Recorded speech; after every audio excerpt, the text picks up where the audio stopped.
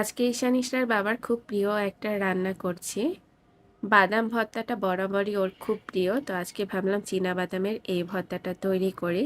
তো আমি যেভাবে তৈরি করছি সেটা কিন্তু আপনাদের সাথে একেবারে A to Z শেয়ার করেছি। তাই ভিডিওটা স্কিপ না করে একেবারে পুরোপুরি দেখার চেষ্টা করবেন। তো আমি এখানে কিছুটা পরিমাণে চীনা বাদাম নিয়েছি। তার মধ্যে পরিমাণ মতো রসুন আর পেঁয়াজ কুচি দিয়েছি। দিয়ে দিচ্ছি এখানে শুকনা মরিচ আর ২ টো কাঁচা মরিচ। কাঁচা মরিচ আর শুকনা মরিচ কিন্তু টেস্টটা ব্যালেন্স করে দিতে হবে। আমি ২ টাই ব্যবহার করছি, কেউ চাইলে একটা ব্যবহার করতে পারেন।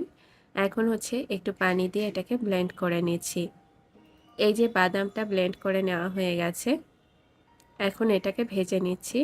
কড়াইতে আগেই দিয়ে দিয়েছিলাম আর এখন কিছুটা তেল দিয়ে চুলা জালটা জ্বালিয়ে এখন এটাকে অনবরত নাড়তে থাকবো। যতক্ষণ না পর্যন্ত এই ভর্তাটা তৈরি হয়ে একেবারে কড়াই থেকে ছেড়ে আসছে ততক্ষণ পর্যন্ত এটাকে রান্না করতে হবে। আর বারবারই নেড়ে নিতে হবে, না হলে তলা দিয়ে লেগে যাবে। তো আমি তো ভর্তাটা তৈরি করার সময় এর মধ্যে হলুদের গুঁড়া আর লবণ দেইনি, তো ওগুলা এখন অ্যাড করে দিচ্ছি। এই ভর্তাটা আরও কয়েকভাবে আমি তৈরি করে থাকি। একরকম তৈরি করি, সেটাতে হচ্ছে বাদামগুলোকে ভেজে নিয়ে তারপরে হচ্ছে বেটে নেই। তো আজকে আর বাদাম আলাদা করে ভাজলাম না, এটা যেহেতু একটু রান্না করলে টেস্টটা বেশি বাড়ে, তো সেজন্য হচ্ছে বাদামটা একেবারে কাঁচা অবস্থায় দিয়ে পেস্ট করে নিয়েছি সাথে মশলাগুলো। আর এখন হচ্ছে জাস্ট ভেজে নিলেই হয়ে যাবে। আজকের ব্লগে খুব গুরুত্বপূর্ণ একটা বিষয় নিয়ে আপনাদের সাথে আলোচনা করব। আমি জানি অনেক আপুরাই এই ধরনের প্রবলেম প্রতিনিয়ত ফেস করে যাচ্ছেন। হোম মেকার হওয়া কিন্তু দোষের কিছু না। আর বলতে গেলে অন্যান্য সব প্রফেশন থেকে যারা হোম মেকার আছেন তাদের দায়িত্বটা কিন্তু অনেক বেশি। তাদের ছাড়া বলতে গেলে পুরো পরিবারটাই কিন্তু অচল হয়ে যায়। তবে কিছু কিছু ক্ষেত্রে দেখা যায় স্বামী কিংবা শ্বশুরবাড়ির লোকজনের কাছ থেকে তারা কিন্তু অনেকটা অবহেলা পেয়ে থাকেন, অথবা এমন হয় যে তাদের প্রাপ্য সম্মানটুকু তারা পান না। তো আজকে সেই বিষয়ে আপনাদের সঙ্গে আলোচনা করব। রিসেন্টলি আমার পরিচিত এক আপুর সঙ্গে এটা কিন্তু ঘটে গেছে। প্রথমেই মনে রাখতে হবে একজন হোম মেকার হওয়া মোটেও কোনো ছোট কাজ নয়। হোম মেকাররা তার পুরো জীবন দিয়ে একটা ফ্যামিলিকে পুরো সুসংগঠিত করে রাখে এবং তাদের পরিশ্রমে পুরো পরিবারের কিন্তু উন্নতি হয়। নিজের গুরুত্ব ও আত্মসম্মান বজায় রাখতে হবে। কখনো নিজেকে ছোট মনে করবেন না। সবসময় চেষ্টা করুন সবকিছু নিয়ে খোলামেলা আলোচনা করতে, বিশেষ করে ফ্যামিলির মানুষদের সঙ্গে। তাদের কাছ থেকে সম্মান না পেলে সেটা নিয়ে সরাসরি এবং খোলামেলা আলোচনা করুন। যে কোনো সমস্যার সম্মুখীন হলে সবার আগে তা প্রকাশ করতে হবে। বিনয়ের সঙ্গে তা স্পষ্টভাবে তাদেরকে জানিয়ে দিতে হবে যে আপনাকে এভাবে অসম্মান করা আপনার আত্মসম্মানে আঘাত হানছে। যে কোনো ধরনের অন্যায়ের প্রতিবাদ করুন এবং সেটা বিনয়ের সঙ্গে করতে হবে, অধৈর্য হলে কিন্তু একদমই চলবে না। কোনো সময় রেগে গিয়ে কিংবা উত্তেজিত হয়ে প্রতিক্রিয়া জানাবেন না। ধৈর্য ধরে শান্তভাবে এবং যুক্তিযুক্তভাবে প্রতিটি পরিস্থিতি মোকাবেলা করুন। আপনি যত ধৈর্য ধরে পরিস্থিতির মোকাবেলা করবেন, তত ভালো ফলাফল পাবেন। এইসব পরিস্থিতির মুখোমুখি হলে নিজের জন্য একটা পরিচয় তৈরি করতে চেষ্টা করুন। সম্মান অর্জনের জন্য নিজের একটি আলাদা পরিচয় তৈরি করতে হবে। আপনি যে কাজটি ভালো পারেন সেটা দিয়ে নিজের স্বতন্ত্রতা তৈরি করুন। পরিবারকে কাজের মাধ্যমে জানান দিতে হবে।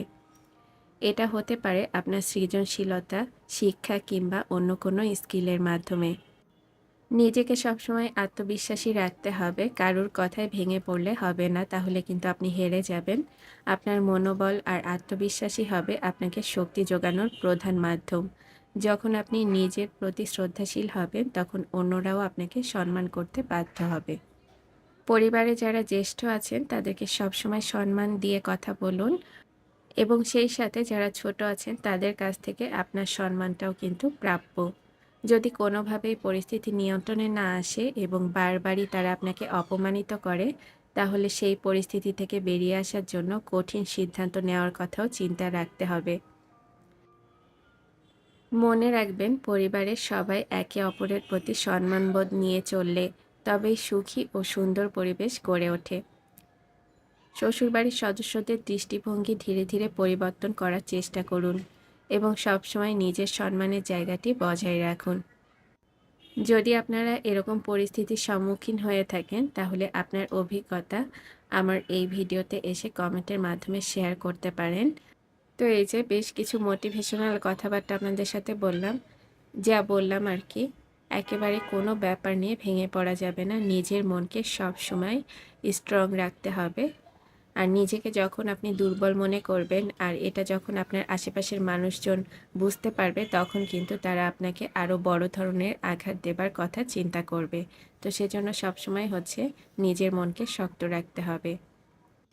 মাছগুলোকে আগেই ভেজে নিয়েছিলাম। তো এখন হচ্ছে তরকারির জন্য কিছুটা পরিমাণ পানি দিয়ে দিয়েছি। আর যেহেতু আজকে সবজি দিয়ে তরকারিটা রান্না করছি না, মাছগুলোকে ভুনা, ভুনা করছি। তাই এক্সট্রা করে আর কোনো সবজি ওর সঙ্গে অ্যাড করিনি। এই মাছটা ভুনা, ভুনা খেতেই আমার বাসায় সবাই পছন্দ করে। তো এখন হচ্ছে মাছগুলোকে দিয়ে দিচ্ছি। আর মাছ দেবার পরে আর খুব বেশি সময় কিন্তু এটাকে জাল করতে হবে না। রেসিপিটা আপনাদেরকে দেখিয়ে দিয়েছি। আপনারা চাইলে এখান থেকে দেখে তারপরে রান্নাটা করে নিতে পারেন। আর মাছ ভুনা তো কম বেশি আমরা সবাই বাসায় সবসময় করে থাকি। এজন্য আর আলাদা করে দেখালাম না।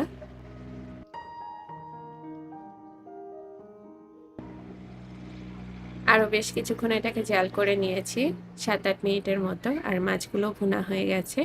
ভিডিওটা কেমন লেগেছে কমেন্ট করে জানাবেন। আশা করছি নতুন একটি ভিডিও নিয়ে তাড়াতাড়ি ফিরে আসবো। আল্লাহ হাফেজ সবাইকে।